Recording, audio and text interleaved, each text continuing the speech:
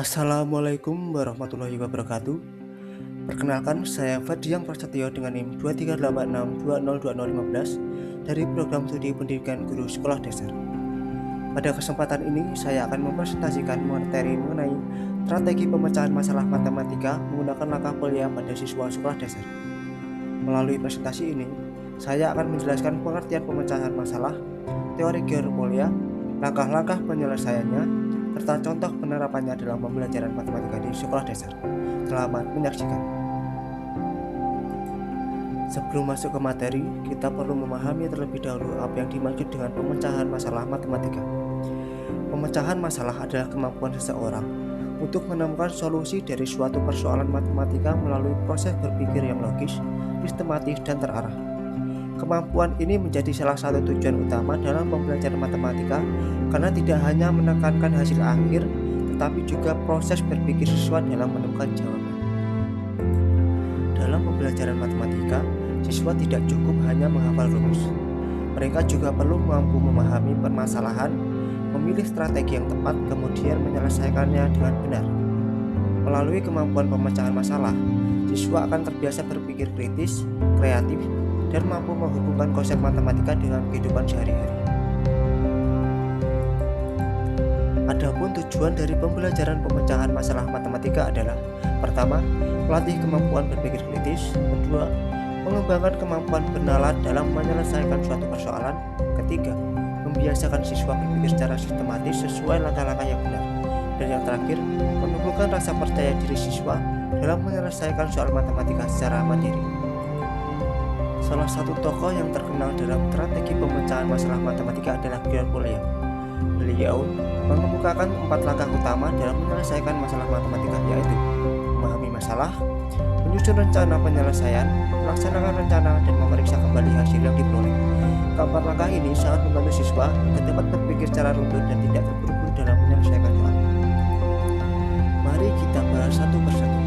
Langkah pertama adalah memahami masalah, yaitu mengidentifikasi informasi yang diketahui dan menentukan apa yang ditanyakan. Langkah kedua adalah menyusun rencana, yaitu memilih strategi atau operasi hitung yang sesuai. Langkah ketiga yaitu melaksanakan rencana dengan melakukan perhitungan sesuai strategi yang telah dipilih.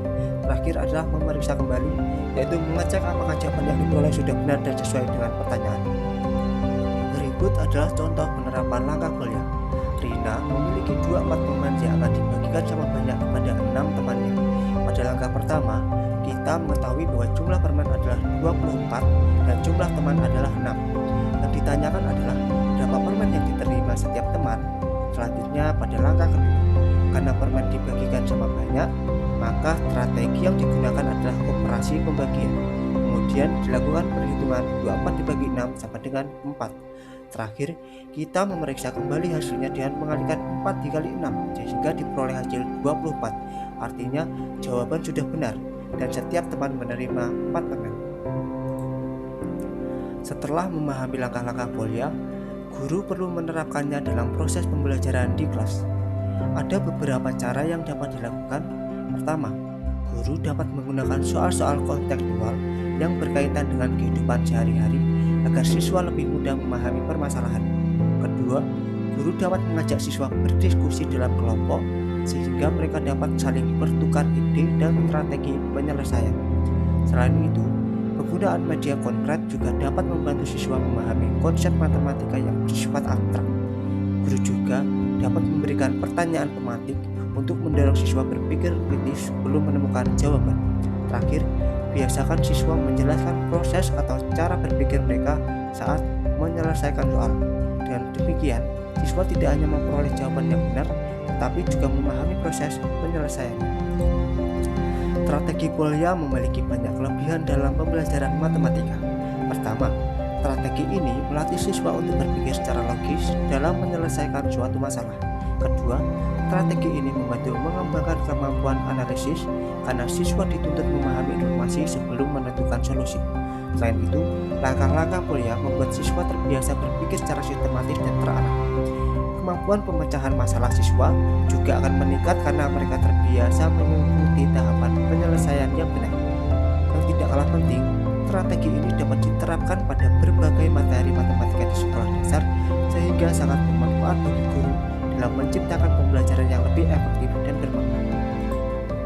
Sebagai penutup, dapat disimpulkan bahwa kemampuan pemecahan masalah merupakan salah satu kompetensi yang sangat penting dalam pembelajaran matematika di sekolah dasar.